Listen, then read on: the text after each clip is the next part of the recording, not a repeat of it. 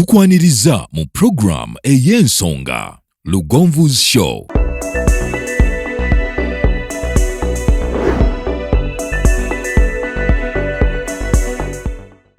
Africa yonna tuwuliriza Lugonvu Show. Genda ke Bulaya, Latin America ne Buwarabu. Chikolenga Lugonvu, wuliriza Lugonvu. Tonsubya Lugonvu.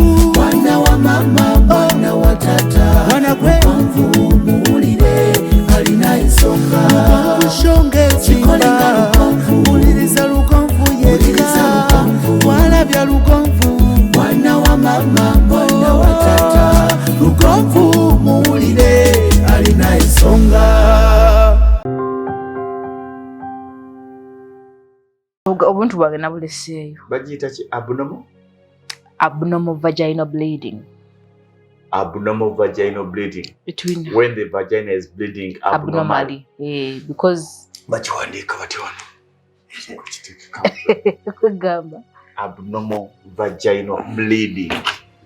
Abnormal topic. Vaginal. Waliyo ne abnormal penetrative bleeding. Twayogera ku abnormal vaginal discharge. Kati eno bleeding. Naye era kitundu ku discharge ndowooza oba byawukana. Kino naye wandiika bulungi n'eki ky'olina ekitali kirungi sooka osazeekaawo. Sooka adalayininge. Aba tukwaniriza tukawaza okuba ng'otwegaseeko olw'omukaaga lwaliro gyosinzira okubeera ng'otulaba. Mwebale nnyo, mwebadde ddala. Nze Ssentongo Frederick Lugonvu, Dr. Aida Nassolo mukungu. Nategedde lyabalamu nti omwami mukungu. Mukungu tuli naye wano. Naye kati bwaddeeyo basajja balina tebamukuba olwali naye bane bawasa erikyala. Wawasa omukyala afa ku bantu. Newe nebirala biyinza okuba temika sensi kubanga ettooke ndisiba mu ndagala nendinyiga nendizaako. Naye kati weebaze Mukama okubanga ku Nankani eri malidaadi nga ne ku bino ebya bulijjo malidaadi nga n'akasente malidaadi ate nga ne centimeters per second era otereeza. Sure deal. Ate kyo kyakujja ekalisizo. Wangi. Wava ekalisizo n'olinya bbaasi n'oyingira Kampala oze kufumba. Singa tewali bulwadde bwonna. Omukazi nga tewali buzibu bwonna oba kuyombagana waka. Omukazi n'omwami bandibadde ensonga ezo bazitambula bbanga ki mu weeki. Omwami n'omukyala okwegatta buli lunaku. System y'omwami osobola okwegatta buli lunaku n'omukyala nga tolinaako wadde obuzibu. Abakyala be beebuzaabuza. Kati gwe tobikoowa. Ati nze lwakuba twakiseetinga nze n'omwami wange temukola nga bakola oluwalo. Kino mukikola ku nyumba. Kazannyo.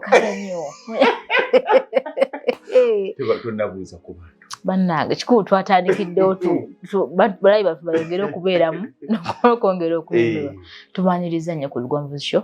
Esinga okutrendinga ku TikTok ozaliyo evuganya. Twebaze bannayuganda. Twebaza bannayuganda okutuwagira.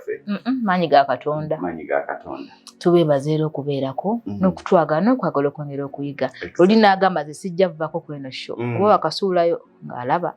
Mwebale nnyo mwebalire ddala naffe tubasuubiza kwongera obbayigiriza kwongera obbawa ebirungi katandika butandisi. Webale nnyo webalire ddala Dr. Aida Nassolo kuva ku Wandegeya Imaging Center. Bano bakugu mukebera newankubadde nga mukugu nnyo mukebera ensonga z'abaami n'abakyala ziri ez'obufumbo. Kyokka buli ekikwatagana ne scan buli ekikwatagana ne x-ray mukugu kobere ng'obuzibu buli mu lubuto obuzibu buli mu mutwe kasita kibanga kyakukebera we wali obukugu bwe. Yasooka n'asoma obujjanjabi buli obwa jeno naga nti kakati njagala specializinga mu kukebera x-ray ne scan. Bw'obanga weetaaga keberwa mu ddwaliro gye wagenze bagambye nti omuntu otwetaaga kusooka kumukebera kuzuula ki ekimusumbuwa genda mu Wandegeya Imaging Center. Ekifo ky'olina okuddukiramu ku x-ray ne scan gy'ogenda okusanga keberanga mukwano gwo akulungamya n'okulungamya naye kano kirabika kali bwe kati nga tafaayo kuwa buwiriza nti genda gye wavudde genda mu Wandegeya Imaging Center bajja kukuyamba. Nali kunyumizaako lwaki naddayo soma okukebera. Ensonga enkulu eyanzizaayo oba oli awo n'alibadde saali mwetegefu nnyo kuddayo soma.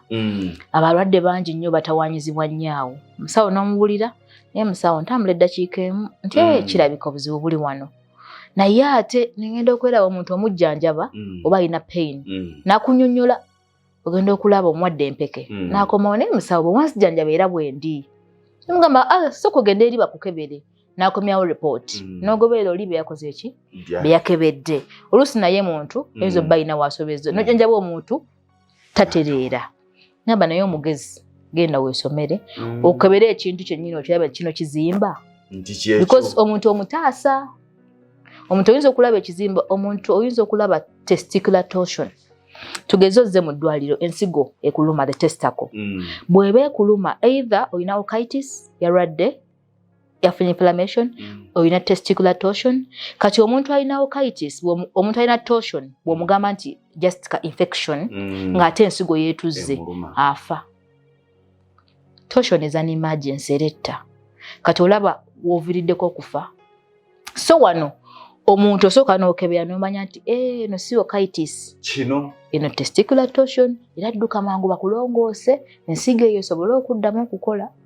Omulwadde obeera omutaasizza ovudde ku bujjanjabi obwakirabika ogenze ku exactly the same thing. Era bannayuganda tugezaako okuadaptinga eyo enkola kyova olabeera omulembe guno basooka n'ogamba sooka onoonyeke wali scan. Omusawo ategeera kyakola apangapanga awo olinamu omusujja olukwatako ng'obuguma gakwangako watemu.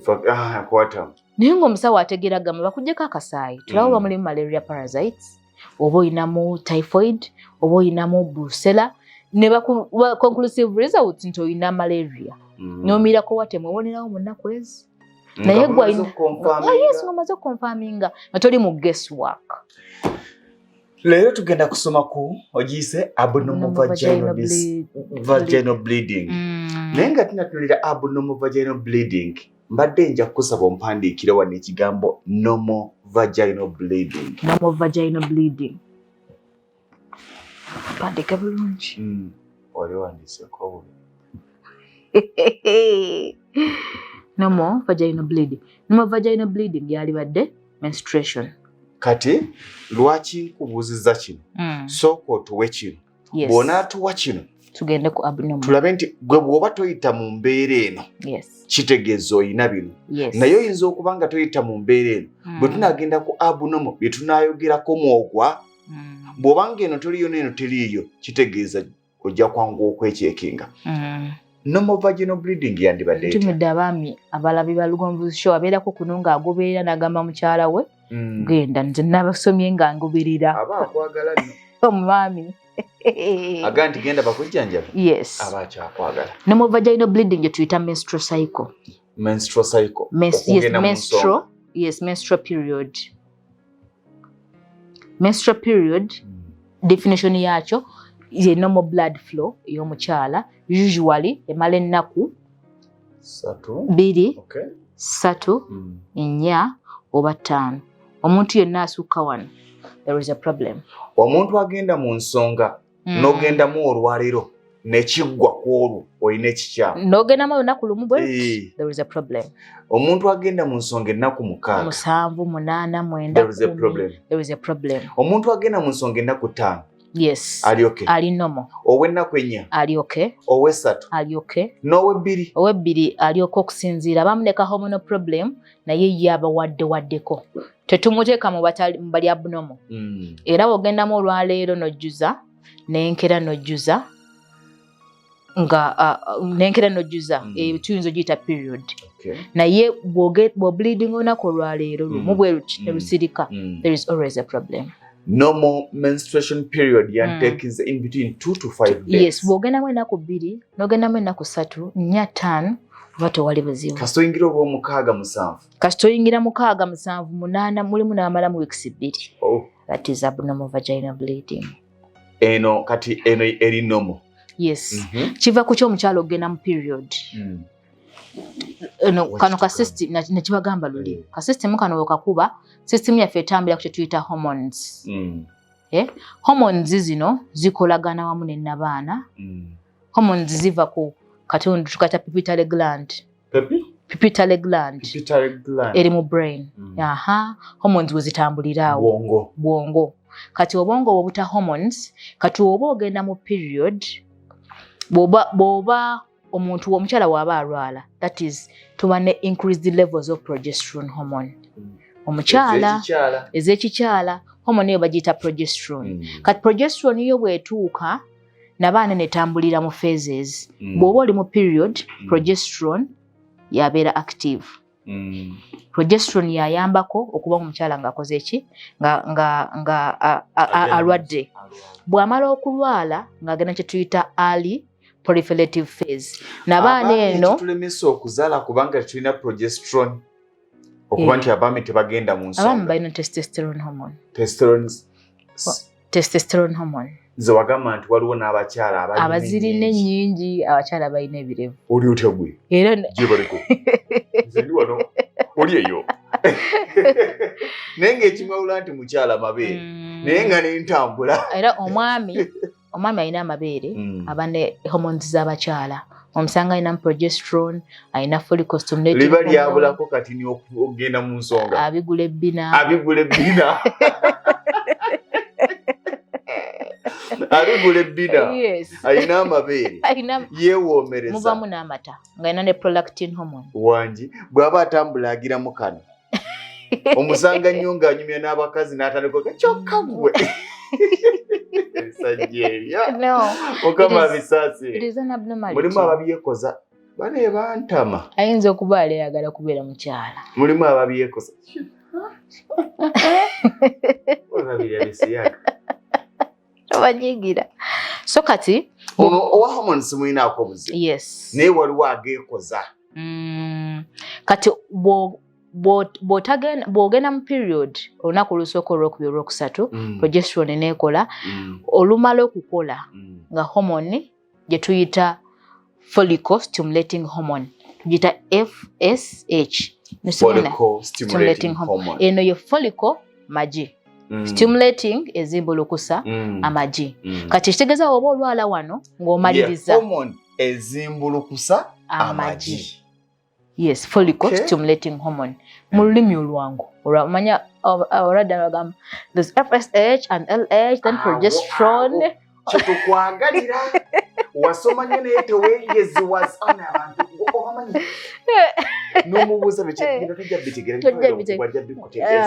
N'ofuna eddagala nga tumanyi na kikuluma. Naye ate nga kintu kyangu. Olaba F is follicle. Follicle kagi. Na mu luzungu. Follicle is something like this. Kati eno yejja neekola ku ovaries zino. Era luva mu period bwoti. These are the follicles? These are the follicles. Ziyona mu ovary. Kalwaki nazo temuzita nti eggs? No. Ne mu luzungu era ejji libera follicle. Hey, follicle is English. Atasobola gamba nti follicle of a hen. Follicle of a daka. Mzungu no. Follicle of a body. Yes, follicle of a body. It can happen. Follicle of a hen. Kisinzira gye wagenda mu primary school. Awo.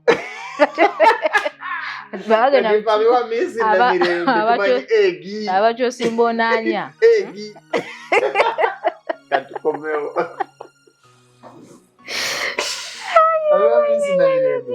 Tumanyi egi.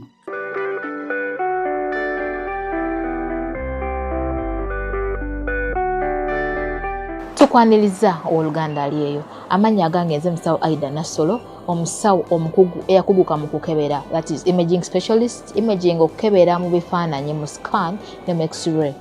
Oluganda ali eyo. Otawanyizidde endwadde nnyingi naddala mu bakyala. Tulina infertility, okutawanyizibwa okunoonya omwana, tulina erectile dysfunction, ebitawanyiziddwa abaami, tulina okulumizibwa mu mugongo, the back pain, tulina okulumizibwa mu ndira abakyala. Oli eyo obulwadde bukutawanyiza naye tomanyi obuzibu buvaawa. Otuuse ku bakugu okukukebera, okutegeeza ensonga lwaki ebyo byonna bikutuukako. Teweesibaako bulwadde. Jangu okeberebwe, omanye ekikuluma, osirike.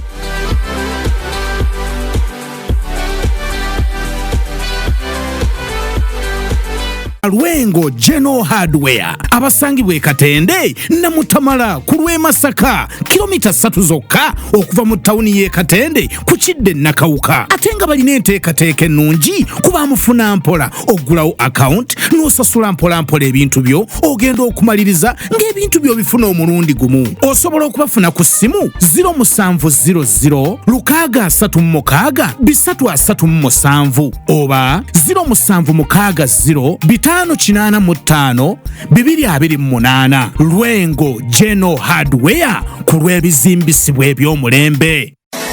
Focus Construction Company ye company ekakasibwa okukola emirimu gyonna egikwatagana n'okuzimba, okuba plans z'amayumba n'okuziyisa mu mateeka, council approvals, architectural and structural plans, okuzimba kwonna, okusereka, roofing and ceiling, okuyoyota, finishing and plastering, amasannyalaze, wiring, eby'amazzi, ntegeza plumbing, okusiiga langi, painting, okukola enzijja, compound designing ne gardens. Ebisale byaffe birungi nnyo era bisoboka mu buli mbeera. Twenyumiriza nnyo mu nkulakulana y'abantu, y'ensonga lwaki twagala otandike naffe leero. Tuli Natete opposite All Competitor Station. Esimu noti 7776 858 206. Ate ku WhatsApp tusange ku noti 7 noti emu 858 206 oba noti 752 330 Focus Construction Company. Let's build the future.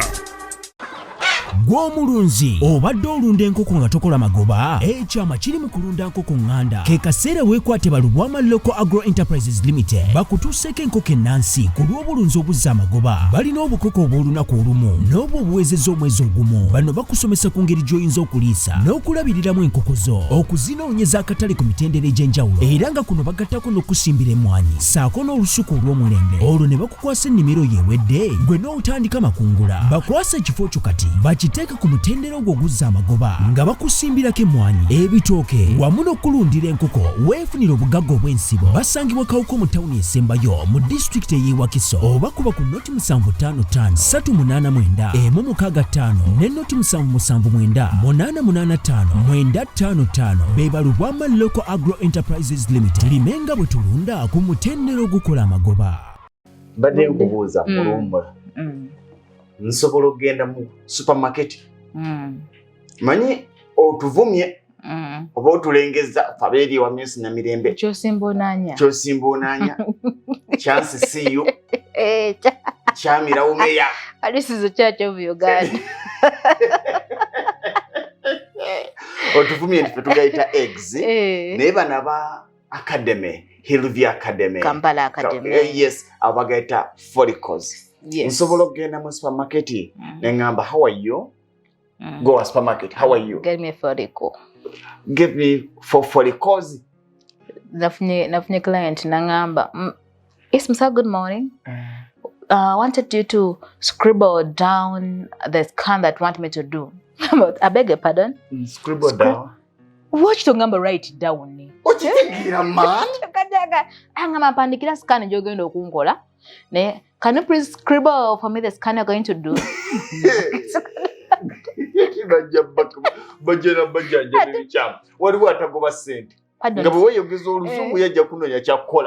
Pardon, sir. Yes, scribble, just scribble for me. Scribble. Scribble is to write it down. You know? Naye kankubuulira oluzungu olungi si ensonga. Naye ekyokoze mu luzungu olungi ge makulu. Oyinza okuba nalwo nga lwa bbaala lusaba mmere na mwenge, omusajja nga talina luzungu ng'alina akeedi. So kaakati tubadde tukyamunnyonnyola omuntu wano stimulating hormone bw'ekola ku magi, ekitegeeza wano oba ogenda mu period ngena amagi ga follicle eno eyingiddewo. Amagi oyo gamala okukula wayitawo ennaku nga 6, tugita late proliferative phase nga nabaana yeetegese ng'eggi likula wano. Eggi werimala okukula, maturation and rupture, awo nga tuyingizaamu luteinizing hormone gyetuyita LH. Luteinizing hormone eggi we likula ng'eryabya eriteeka wano. Yes, nga lisisinkana enkwaso nga bijja wano. Kati we bijja wano nga bimaze okwekwata nga progesterone ekomawo okukuuma bino ebivudde eno. Watofunye era lubuto. Progesterone Kyekiri hormone enkyala. Yes. Kyewatugamba nti omukazi alina hormone ensajja ennyo n'okuzaalako kuzibu. Kuba kuzibu. Yes, because waba alina hormone y'abaami agenda kuba ne low levels of follicle stimulating hormone. Ey'abaami agenda kusinga hormone ekuza amagi. Yes. Kati bw'oba tofunye lubuto wano, progesterone ekomawo mu bungi okwetegekera period. Noddamu no bleeding. Naye omusaayi gulina kufaanana gutya. Black must be red. Black? Blood, sorry. Okay, blood. Blood. Nchoga tulina mu camera. Blood must be red. Any variation from red, there is a problem. Nti omusaayi gulina okuba nga wolaba omusaayi. Tegulina kubeera mu ya black. Tegulina kubeera mu those big clots. Tegulina kwekwata. Tegulina kubeera nga guwunya. Black blood. Omusaayi guwunya. Blood, fresh blood tawunya. Waliwo gwetegerezaako omusaayi guli fresh teguwunya. Guba gwasuzeewo. Era bw'olaba omukyala nga period ye ewunya ng'egiddemu ya black, that means there is rotting. Either omusaayi gulwayo okuvaayo eno, gugenda okuvaayo wedde nga gulina ekivundu, oba bino biclots ebya black biba bivamu munda, biba birina kwe biva. Kye tugenda okuddako nga twogera ku abnormal bleeding. Nti nno lwaki ova ku normal bleeding n'ogenda ku abnormal what? Vaginal bleeding. Omukyala yenna alina w'alibadde obleedinga mu periods zokka. Bw'ogenda mu menopause eby'omusaayi ng'obyerabira. Toddamu kulaba period ng'ogenze mu ki? Mu menopause. Actually omuntu agenze mu menopause atakyalwala walaba ku musaayi adduka emisinde. Menopause bwe bukadde. Menopause kitegeeza menses pause. Periods. Menstrual period. Pausinga. Zipozinze. Osigadde kunyumirwa. You're no longer having the hormones that are acting on the uterus. No wagazo batolina. Oleko omukyala agenze menopause. Abura appetite ya sex, abeera atuuyanirira buli ddakiika, afuna hot flashes. Nze ate mbadde mmanyi nti oyo kati aba asigadde mu kazannya akamunyumira. Ayombayomba. You're not like omukyala ekikunyiriza, there are these hormones. Nti omukazi bw'alwawo okuhavinga sex akambuwala. Lwaki omuwala waavubuka anyirira n'omulaba nga akoze akamina? The action of the hormones is now into place. Kyova olaba otagenda periods we zigenda ng'oddayo otandika okusiiwuuka. Era abakyala b'e Kampala balwanyisa period. Alina okugenda mu period tomunyumiza. Menopause abeera waataawuna nayenze nkyayagala okugendamu. Kati eno ye nnomo. This is the normal. Omusaayi gulina okuba nga mumyufu. Yes. Tegulina kuba mu bitole. Tegulina kuwunya. Ogenda mu nsonga zirina kuba kati w'ennaku bbiri ennaku ttaano. Awo oli nnomo. Atali nnomo abnormal vaginal bleeding. Abnormal vaginal bleeding. Kati abnormal vaginal bleeding y'omuntu ableedinga atali mu period.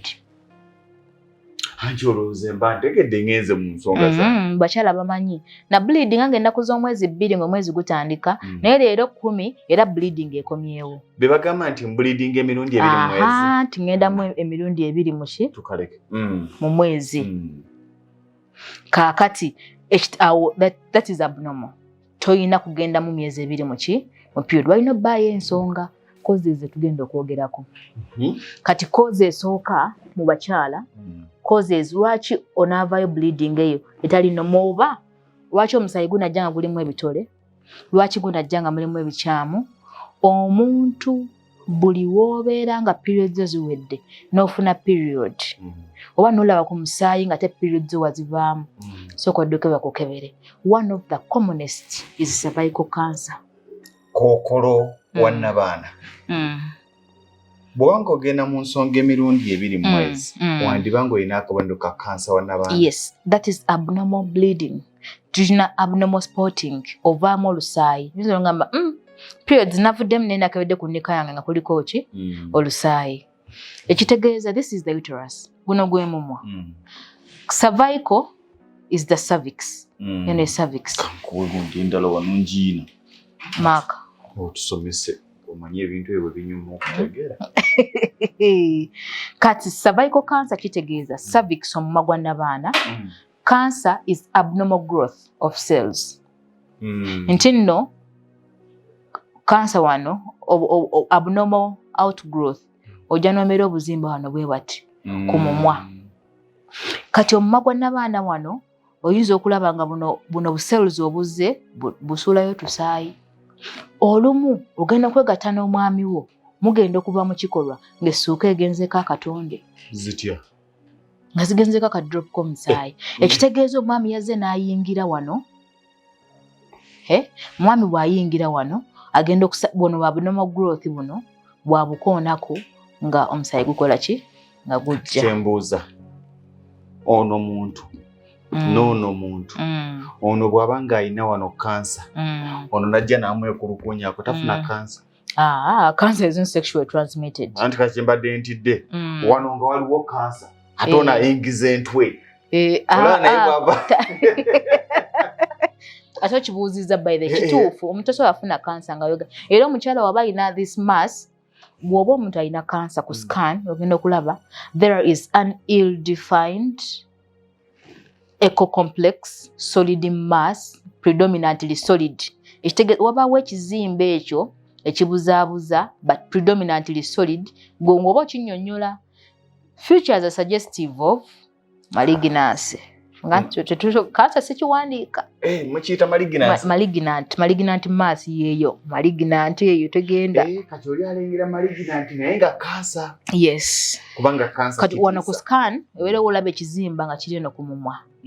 Kati mulimu ebizimba bibiri ebikwata omumwa gwa nabaana, cervical cancer ne cervical polyp.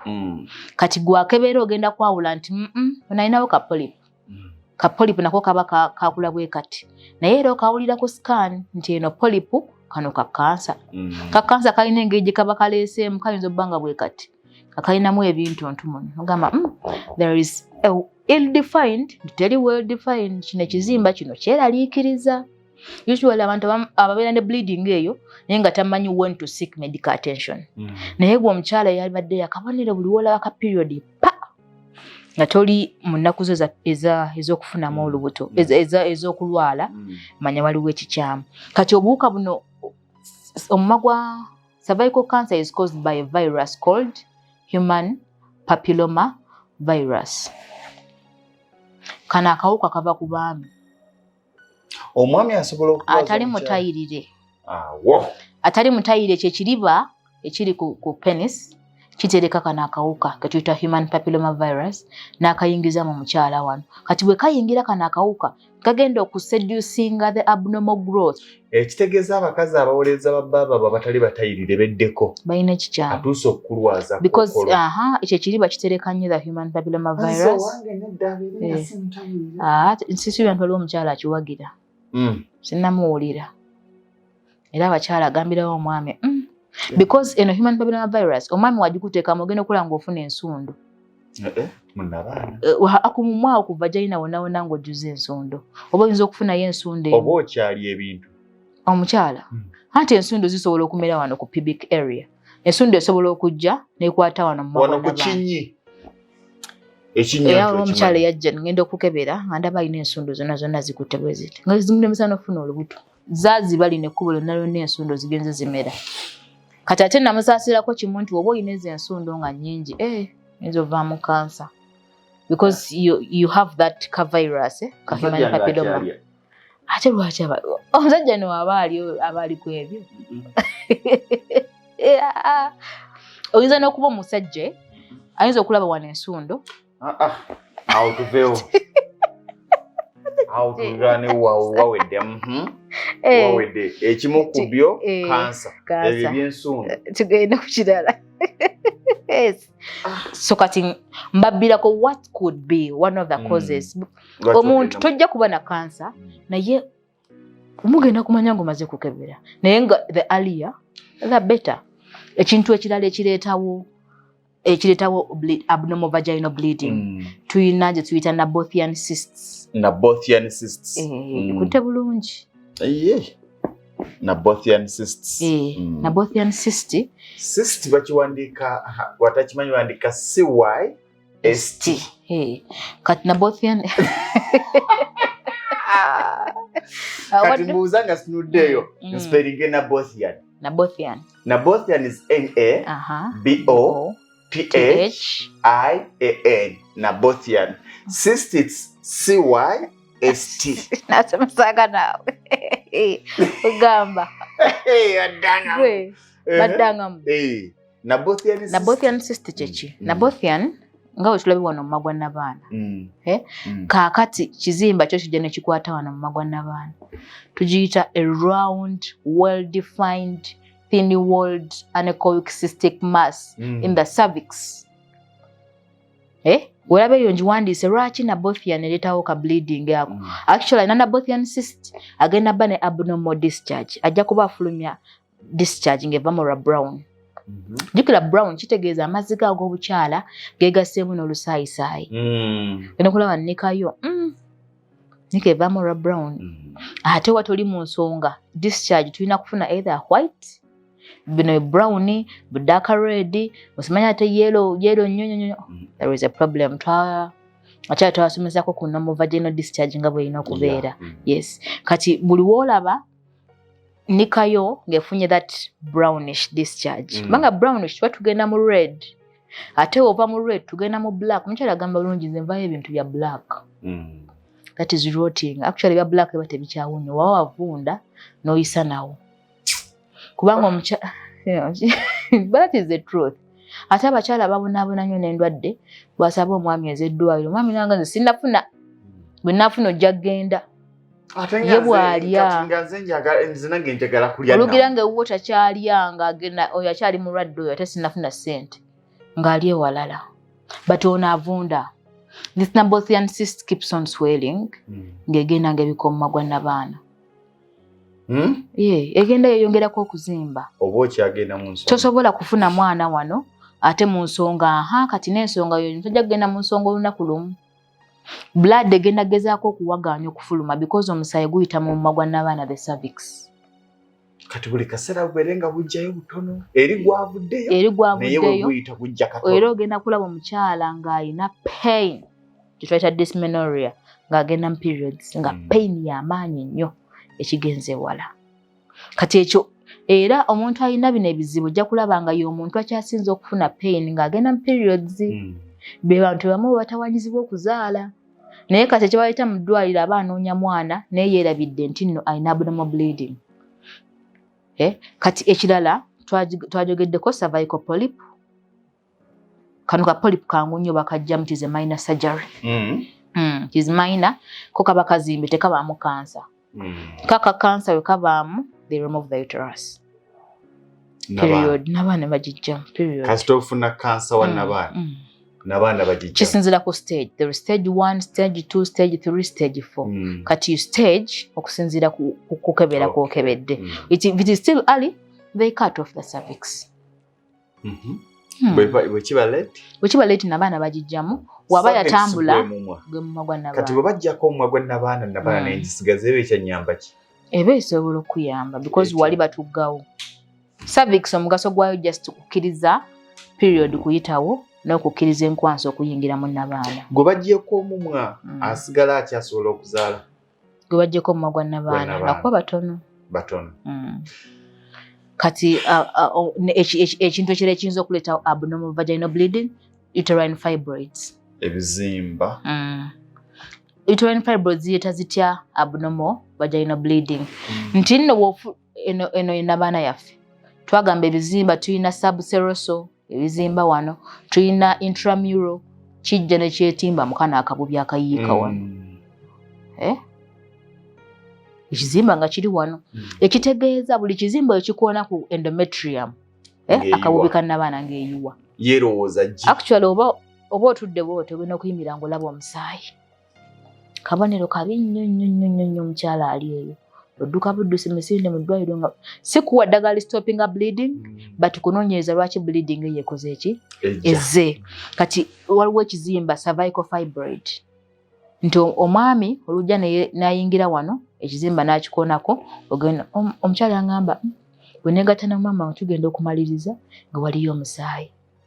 Naye omwami buli lwamala jjukira awo chances z'okwerwaza endwadde nnyingi. Omwami chances nnyingi nnyo omuntu asobola okwegatta n'omukyala ng'alina endwadde ze n'otazifuna. Naye wherever waliyo obukyamu kati jjukira agenda kuba n'ebiwundu naawe olaba bw'oyinza okuba n'akawundu ka transmission syphilis kabootongo siriimu atambuliraawo very many diseases zitambuliraawo kujjako cancer so katwabadde abaami mwali badde muli beegendereza nnyo ku mukyala era nze ngamba omwami omukyala nasobola omukyala asobola kuba n'obulwadde buno otabufuna singa oba weegendereza naye kati omukyala omaze okulaba avaamu omusaayi ate gwe you continue ate nga tali mu periods waba ali mu periods mwesonyiwa anti oyinza okugenda nga tomanyi ogenda okuolumbye bulumbi otuuse bwe baga nti nalabeka nga atuuse ku ntandikwa y'enkomerero ogenda nguligira amasooka musaayi nga kyogambye kati era olaba bw'olowooza nti olidde wa mu nsonga ate nga si wa mu ng'abe si wa nsonga omukyala ye abeera akimanyi era ate bayibe abaami be bankubira essimu ebiseera ebisinga nakubeera nga naye mukyala wange ono mwetegereze ebbanga jjukira muba mwegatta singa oba olina ekizimba mami agenda okuyingira eno ng'ofuna pain gye twayita dispa reunion omukazi omulamu okwegatta olina kubanga n'akayimba kali olina bbanga onyumirwa bunyumizi mwami binyuma olina okutambulirako naye kasi otandika akayimba ka binnuma anti abakyala oyinza obutagamba binnuma because abakyala twagala nnyo okukola ekintu ekyo sanyusa omwami kijja kusukkako oyinza n'okikola nga toyagala naye olw'okuba omwami obambi ogamba kisebo kyange kino kiyinza okgenda bweru kamale gakiwa naye nga naye omwami ono abeera akulaba face oyinza akukonda bwati n'owulira pain no pain is a facial expression is expressed on the face oyinza okumulaba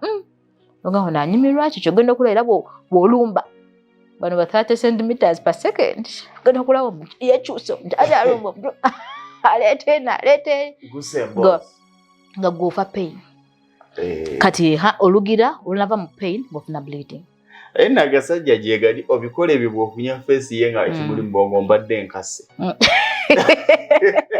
olugira nga oli mulwadde nkuddemu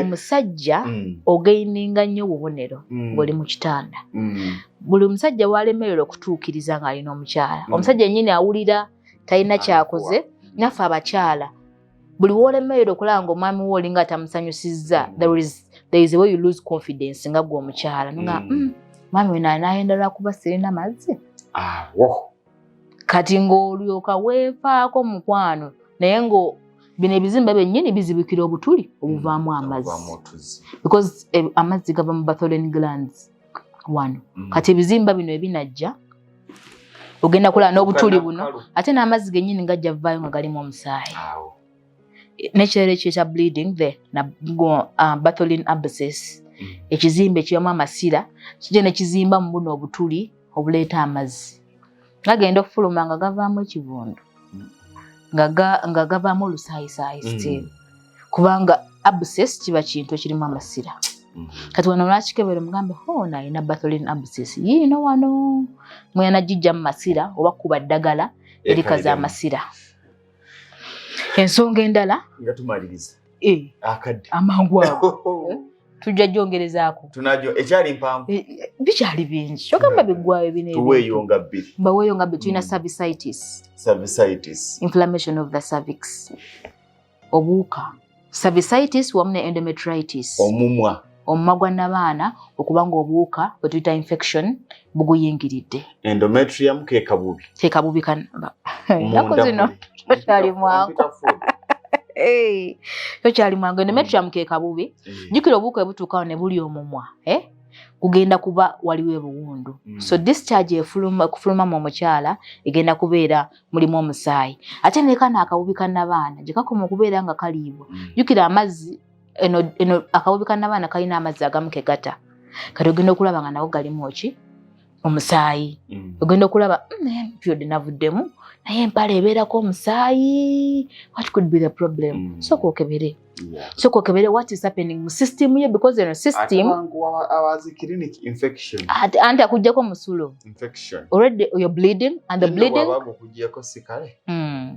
the bleeding is coming from the uterus not the urethra urethra ke kafulumya omusulo mu bakyala.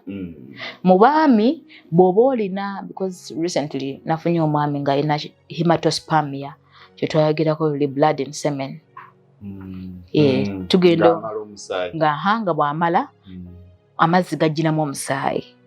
Kati tugenda okukebera ye nga urethra eno yaliibwa nemeramu n'akazimba. Kati kitegeeza enkwanso ziva eri nga nnamu zigenda okuyita wano zeesanga wano ne zeegatta.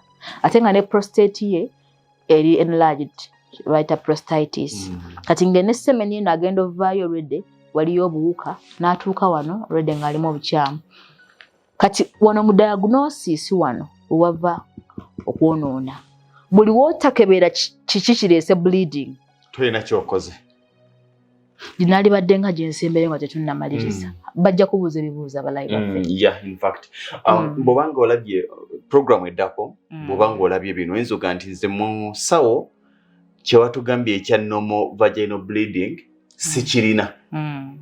Kyokka ne abnormal vaginal bleeding kyoyogeddeko nakyo sikola ki siinamu, naye ate ndi ku kino ne kino. Bw'obanga olina kye weetaaga okubuuza, next time tujja kumaliriza topic eno ayina okulaba ebibuuzo byammwe bye munaaba mubuuza. Hormonal imbalance. Hormones zo nga tezibalancing. Kati kinasoose okunnyonnyola kyadde kigamba bw'oba oli mu period tuba na increased levels of progesterone. Obwagazi bujja wali nga ggi lino likuze nga tuli mu luteinizing hormone. Luteinizing hormone eno lireetaaga amazzi agaseerera n'abaana oba owulira ekusiibwa. Wangi? Tetamaana naye wansi. Because eno hormone etegeeza omubiri nti olina okufuna omwami akuwe ku nkwanso. Akasimu n'obusimu waayo otuuka tojja waayo naye kiki ennaku zino nga sikutegeera omukyala.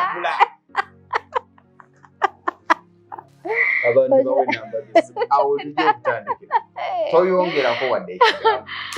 So nwanyaze Aida Nasolo nakola ne Wandega Imaging Center abalayi baffe abalungi tusomesezza kano olwaleero naye oba ojagadde tukukeberemu tulabe kiki ekikutawaanya lwaki system erina obukyamu.